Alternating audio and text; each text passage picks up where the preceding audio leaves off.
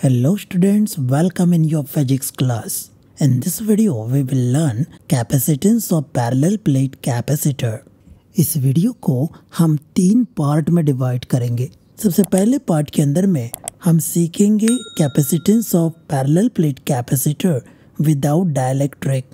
Second part में हम with dielectric सीखेंगे और तीसरे और अंतिम पार्ट में हम कुछ स्पेशल केसेस को डिस्कस करेंगे जो एग्ज़ाम के लिए सुपर स्पेशल है। तो चलिए शुरू करते हैं। Consider a parallel plate capacitor with 3 plane parallel plates. Friends, इसका नाम पैरेलल प्लेट कैपेसिटर इसलिए है क्योंकि इसके अंदर में पैरेलल प्लेट्स है। इन दो में से एक प्लेट को ग्राउंडेड किया जाता है। Let a be the area of each plate and D be separation between the plates. When positive charge Q is deposited on one of the plate, then equal negative charges get induced on the grounded plate as shown on your screen. Thus the charge density sigma becomes Q upon A. दोस्तों, electric field intensity due to 3 charge plate is E equals sigma upon 2 epsilon 0. इसे हमने Gauss law की application में सीखा था। जिन लोगों ने ये वीडियो नहीं देखा वो डिस्क्रिप्शन बॉक्स में लिंक दिया हुआ है, वहाँ से जाकर इस वीडियो को देख सकते हैं।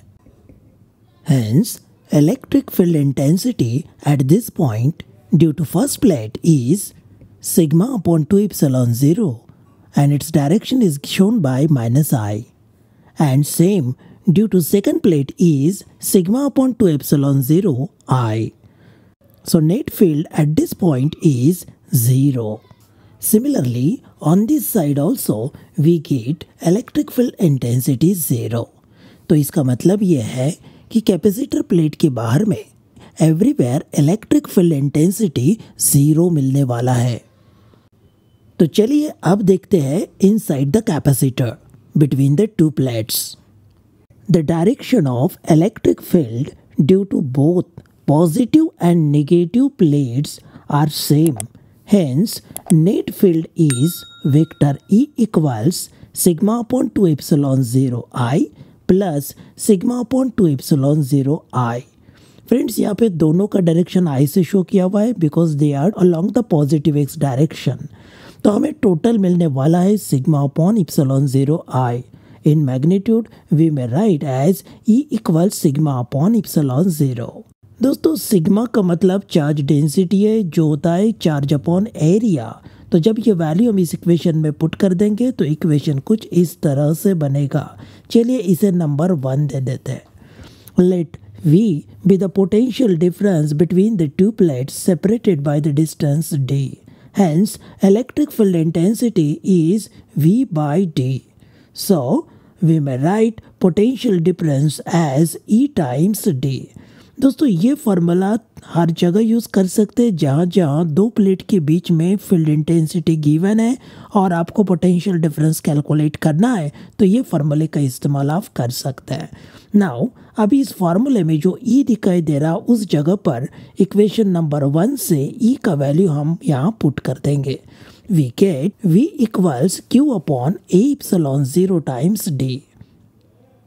अब इसे एक इक्वेशन नंबर दे देंगे। Let this equation be 2. By definition of capacitance, C is equal to Q upon V.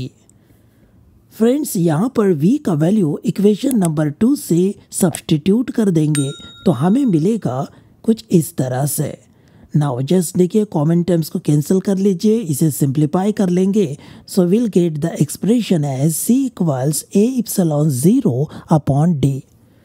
This is capacitance of parallel plate capacitor which depends on area of the plate and separation between the plate. दोस्तों, कुछ capacitor variable capacitors होते हैं जिनकी capacity vary कर सकते हैं। ऐसे capacitor के अंदर में plate area important role play करता है। सो इनकी कैपेसिटी प्लेट एरिया के ऊपर डिपेंड करता है। जैसे आप नॉब को टर्न करते हो तो प्लेट एरिया चेंज हो जाता है जिससे कैपेसिटी चेंज हो जाती है।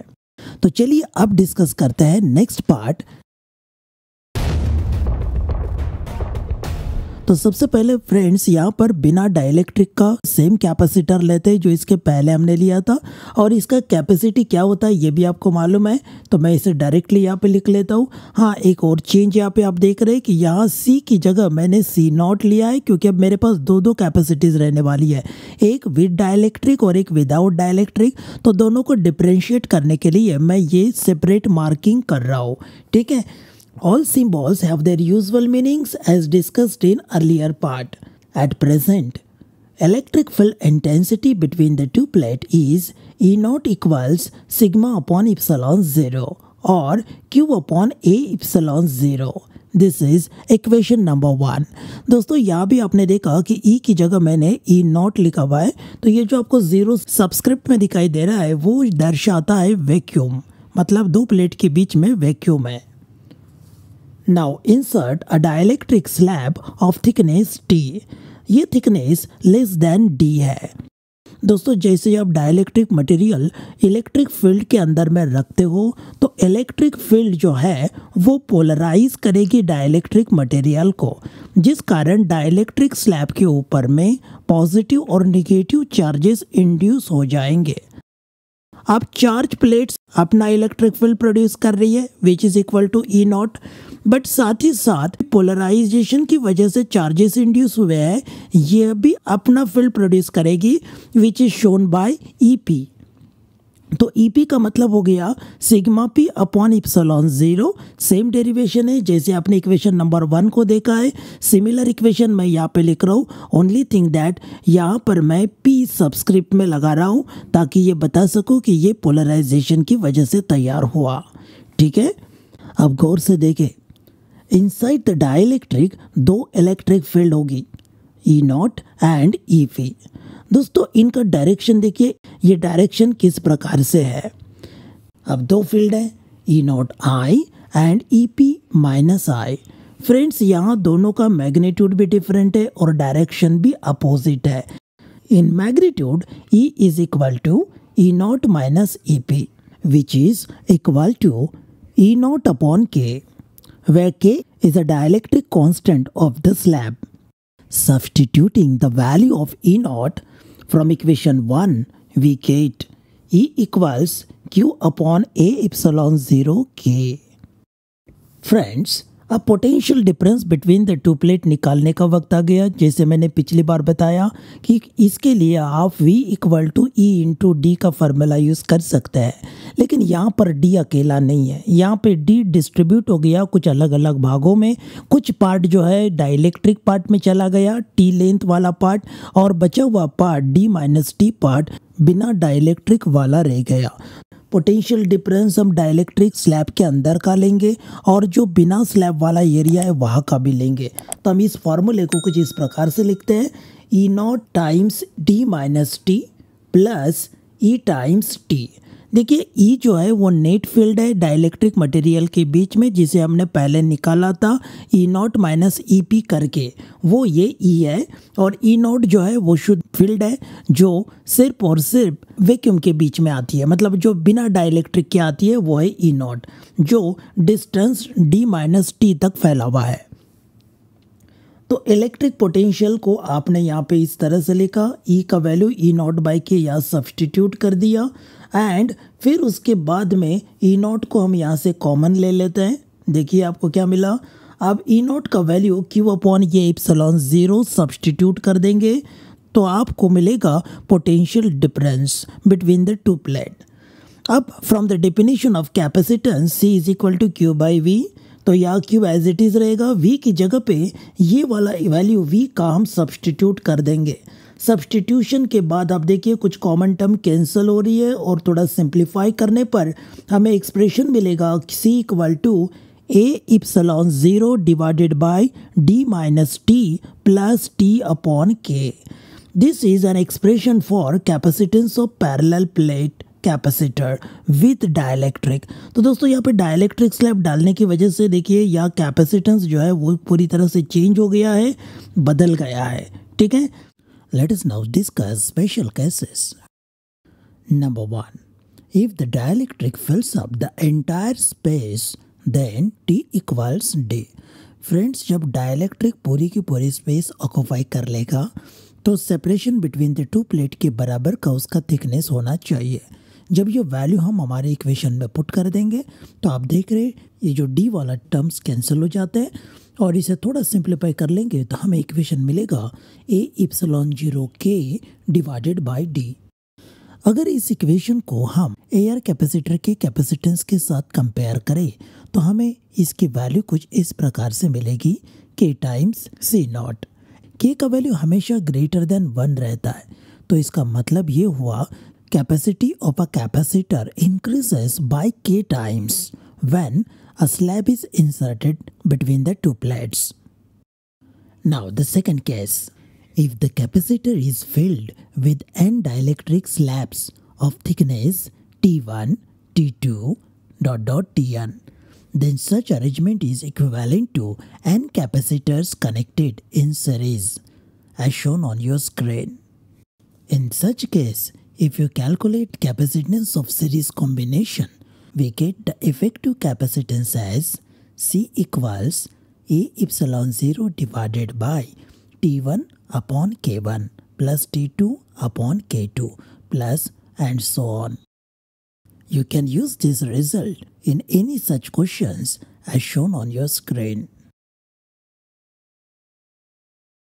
If arrangement consists of n capacitors in parallel with the plate areas A1, A2, An and plate separation is D as shown on your screen, then the situation is equivalent to n number of capacitors in parallel. And if you calculate effective capacitance of this parallel combination, we may get C equals epsilon 0 D times A1 K1 plus A2 K2 plus so on. अगर सभी plate का area equal हो जाए तो हर एक case से total area A का बढ़ेगा ए बाई एन। इसका मतलब हमारा कैपेसिटेंस बन जाएगा a epsilon 0 d by n upon d n times K1 plus K2 plus K3 plus so on. Now the fourth case. If the capacitor is filled with conducting slab, then conductor has a dielectric constant infinity. Therefore, if you put the value of infinity in the formula, we may get C equals A epsilon 0 divided by D minus D. Friends, अगर आप air capacitor के साथ compare करें तो C का capacitance ज़्यादा मिलेगा C not से।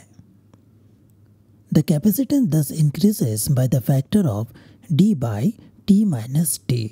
तो उम्मीद है दोस्तों आपको ये विषय समझ में आ गया। पसंद आए तो लाइक जरूर करना और दोस्तों के साथ शेयर करना ना भूले। फिर मिलेंगे नए वीडियो में। Bye bye.